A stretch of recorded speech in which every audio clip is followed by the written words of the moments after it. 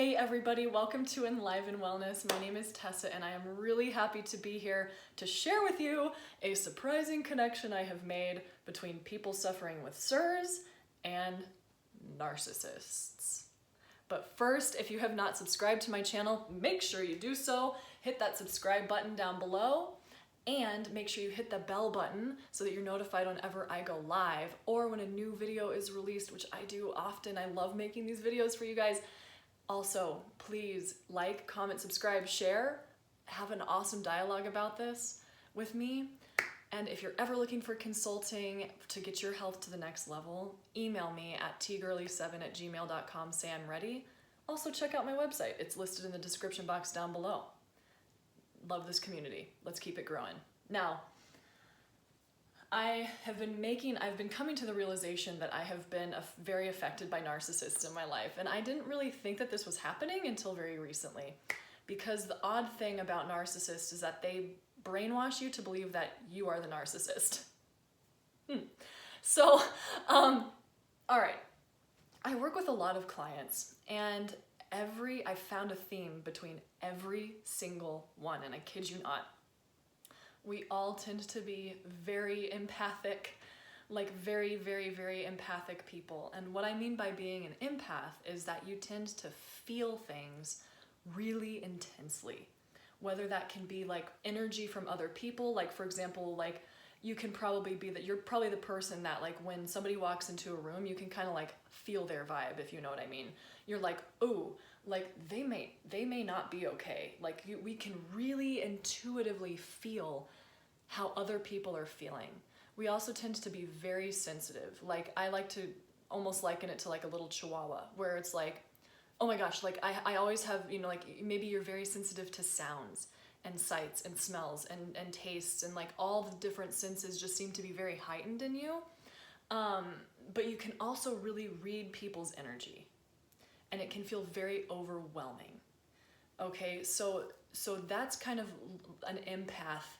That's a basic description of being an empath, is just a very sensitive person. And unfortunately, and fortunately, like we can use it to our advantage, but also not, is that we try to take on other people's stuff. Okay, so like, say that, you know, your mother is suffering, right? And perhaps your mother was a narcissist.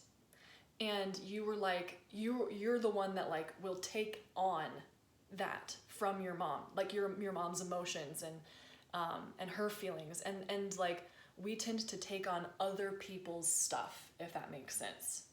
Like, oh yes, like you're suffering, let me take that on for you. Right? Oh yes, you know, you have this symptom, let me take that on for you. Oh, you have this emotion, let me take that on for you. You know, that's kind of what empaths do, because we are so loving. Okay, and like it just that tends to be like who we are. That's just part of who we are. Okay? Now, it's very interesting because literally every single person that I work with has this going on. We're all empathic.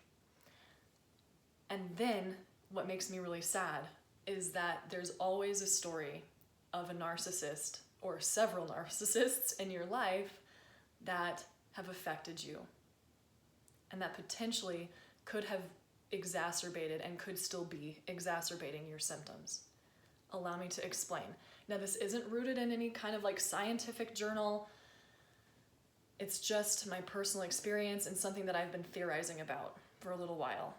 Okay, now, a lot of us out there, like there is something severely wrong with me. And I'm not saying that like diagnoses and like that there isn't something going on with you, but when I have people coming to me and they're like, there is something severely wrong with me, this is not just about the physical diagnosis, but there is a deep belief that has been pounded into your head that there is something wrong with you and that you're broken.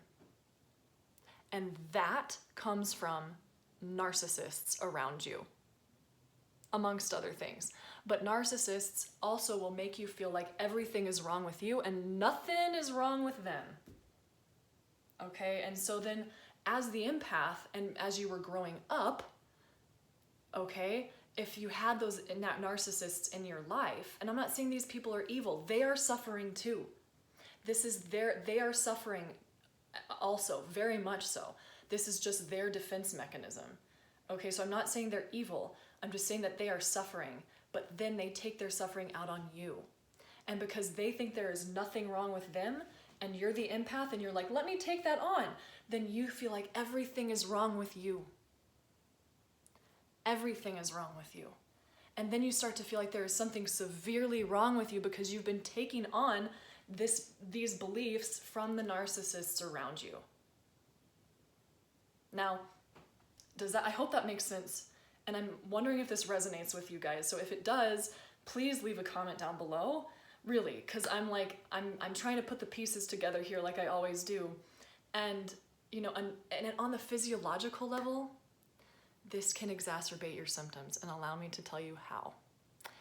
So, first of all, when you are dealing with those kinds of emotions of like, there is something really, really wrong with me, and even if it's just an emotion, your amygdala, the fear processor in your brain, signals the HPA axis to be in a chronic state of fight, flight, or fear, and so that you're always on high alert to figure out what's wrong with you.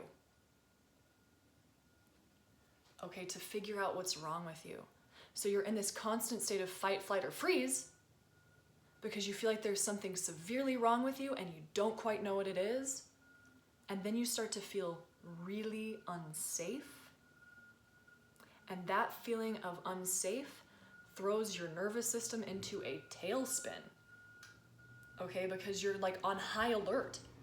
And you can just get this like shaking, vibrating feeling because you're on high alert and you don't feel safe, and there's something really, really wrong with me, and oh my god, oh my god, oh my god, oh my god, oh my god, oh my god, oh my god, oh my god, you know, and like and then you're just in this chronic state of fight, flight, or freeze, which increases inflammation in your body, and thus the exact thing that's going on with you, it's hidden in the name of the diagnosis, which is chronic inflammatory response syndrome. You increase stress, you increase the inflammation, you increase symptoms, and it can come exactly from that the narcissists around you who have pounded into your head that you are wrong and that there is something really wrong with you, because that makes you feel unsafe at the core.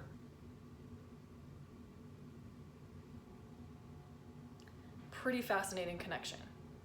Now, when it comes to physical symptoms, I'm not saying that these do not exist, but there is something called somatoform disorders or somatization disorders, where people who have been severely traumatized or have lots of anxiety can actually manifest a lot of physical symptoms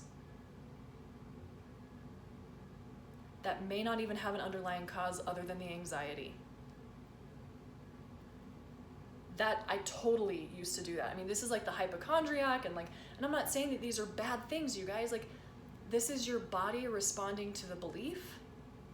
And for me personally, and I don't know if I can speak for you out there, like I had to look at myself and I was like, why am I focusing so much on my physical symptoms? And there was a piece, of course, that I was like, you know, I was really dealing with a lot of crazy physical symptoms.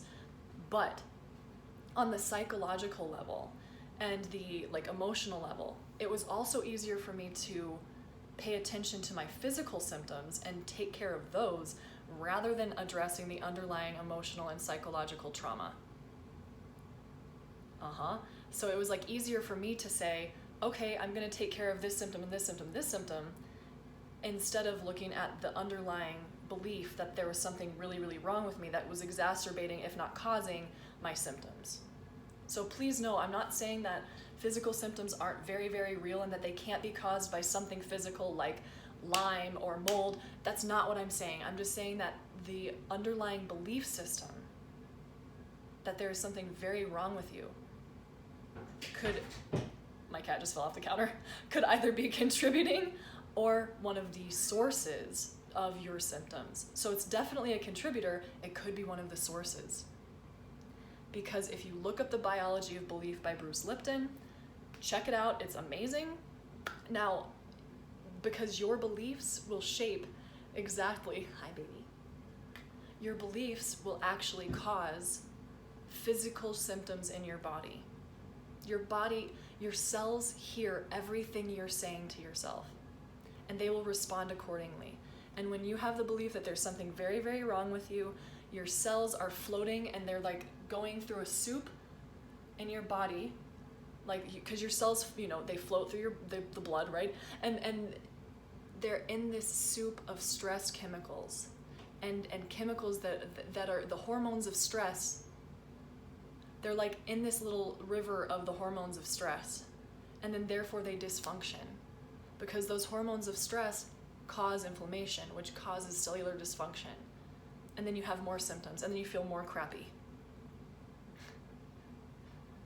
So when you start to learn how to feel safe, and you start to unwind this belief that there's something very, very wrong with you, and you start to set the necessary boundaries with the narcissists around you, those hormones of stress turn down, because you start to feel safe. And that's the parasympathetic nervous system.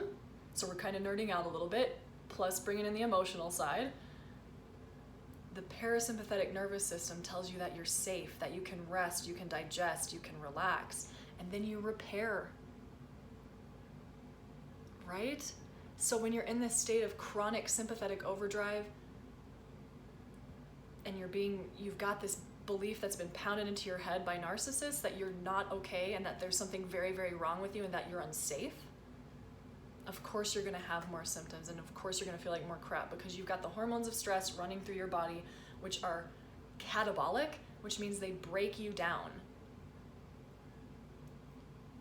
Okay? Those are breakdown hormones. When you start to learn how to feel safe, and you start to legitimately say to yourself, there's nothing wrong with me at the core. Like, really, there's nothing wrong with me. And I'm talking about the belief, like, there's nothing wrong with me. So instead of, like, when you're having a chronic illness, instead of saying, like, there's something wrong with me, say, I have something going on in my body that's causing distress. Your words matter. There's nothing wrong with you. There might be something in your body that's causing distress, but there's nothing wrong with you. You are not broken, and you can heal, and you need to start to stoke that belief, and it will help with the healing process. But in my opinion, a lot of this can start from narcissists in your life that pounded into your head growing up that there is something very wrong with you, and that everything is your fault, and that nothing was their fault, but as the empath, you took that on. So no wonder you feel all the things, and you're feeling these symptoms. This is just my little manifesto. It's very much early in the works, but I had to get it out there because I really want to be able to help people, and to show you all that you're not alone, and that all of us, in my experience, every person who comes to me has been suffering from this kind of dynamic in their life. So if you'd ever like any more coaching or support, please email me and say I'm ready. And I am so here for you. Thank you so much for being part of my Enliven family. I love you guys so much. I love you guys and gals so much. I'm on a mission for you. You can heal. You are not broken. Thank you so much. Have a wonderful day.